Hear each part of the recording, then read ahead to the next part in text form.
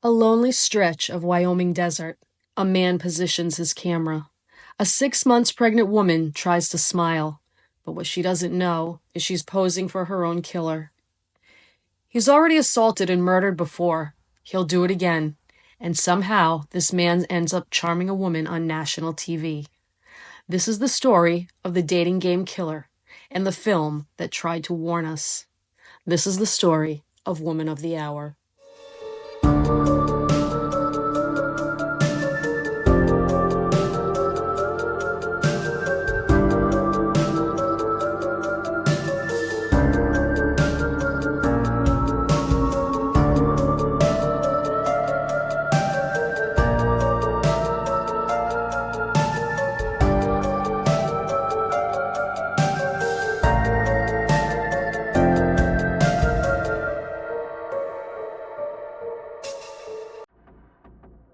Rodney Alcala was born in San Antonio, Texas in 1943, the third child in a Mexican-American family.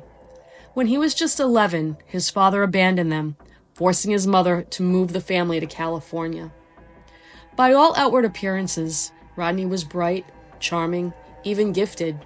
He ran track, joined the yearbook committee, and excelled in school. But charm can be a mask. After high school, he enlisted in the U.S. Army, aiming to be a paratrooper. 3 years in, he had a breakdown so severe that he went AWOL. Doctors diagnosed him with antisocial personality disorder. He was discharged. For many, that might have been a moment to seek help. For Alcala, it was only the start. He enrolled at UCLA, studying arts and literature, while nurturing a darker hobby, photography.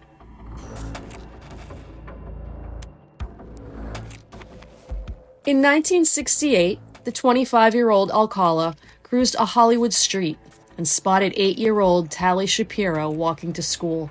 He pulled over, smiled, offered her a ride. He told her he wanted to show her something first. What he showed her was horror. In his apartment, he assaulted and beat her nearly to death. When police burst in, she was unconscious, clinging to life. She remained in a coma for 32 days. But Alcala escaped, vanishing across the country. He renamed himself John Berger and enrolled at the University of New Hampshire. Unbelievably, while on the FBI's 10 Most Wanted list, he landed a job as a counselor at an art camp for children.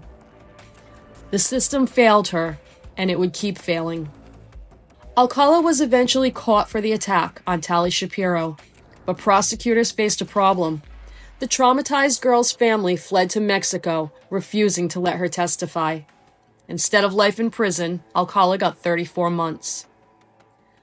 When he got out, less than 2 months later, he attacked a 13-year-old girl.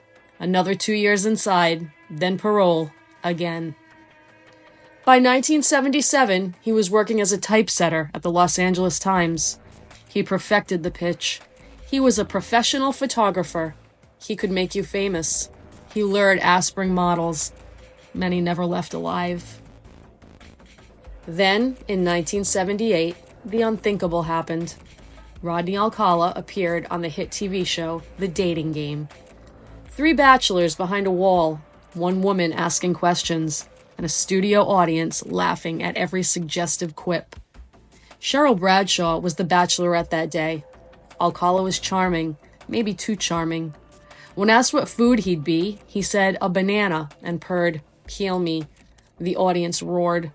Bradshaw chose him. Their prize? A date to an amusement park.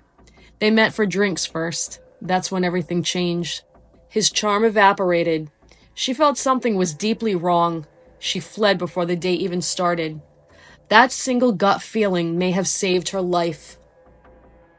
In 2023, Anna Kendrick directed Woman of the Hour, dramatizing this very story.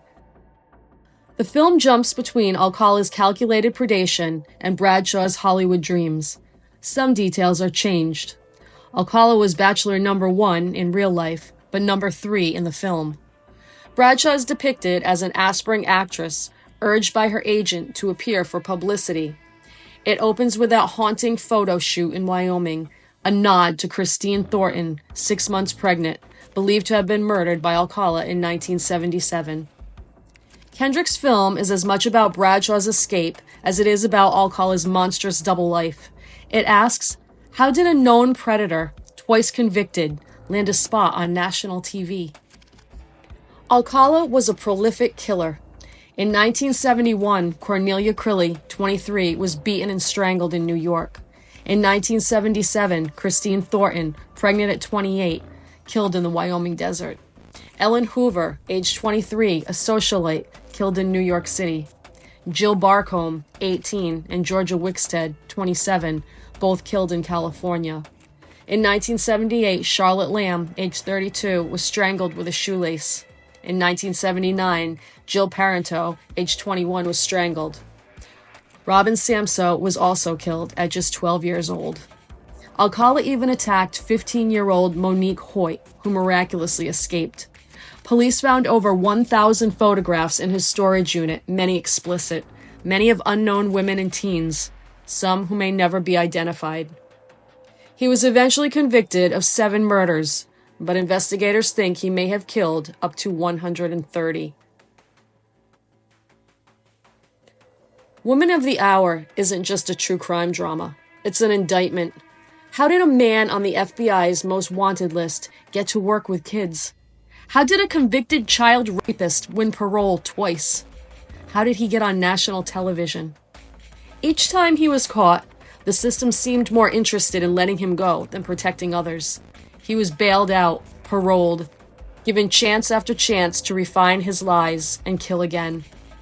In the end, Rodney Alcala died of a heart attack on California's death row in 2021. He took his secrets with him. The true number of victims may never be known. Rodney Alcala's legacy is a box of photographs filled with ghosts. Some stare back with haunting smiles, unaware of what he planned. Others are missing, unidentified to this day. Cheryl Bradshaw made the smartest decision of her life when she trusted her instincts and ran. But the countless women and girls who didn't escape are a lesson written in blood. As long as violence against women is trivialized, as long as systems prioritize rehabilitation over protection without safeguards, there will be more Alcalas. As long as we ignore the warning signs and fail to protect the vulnerable, there will always be another predator waiting, another victim lost, and yet another tale from the underworld. If you enjoyed this true crime story, don't forget to like and subscribe and let us know what you think in the comments. Want to watch another chilling tale from the underworld? Check out these other videos on screen.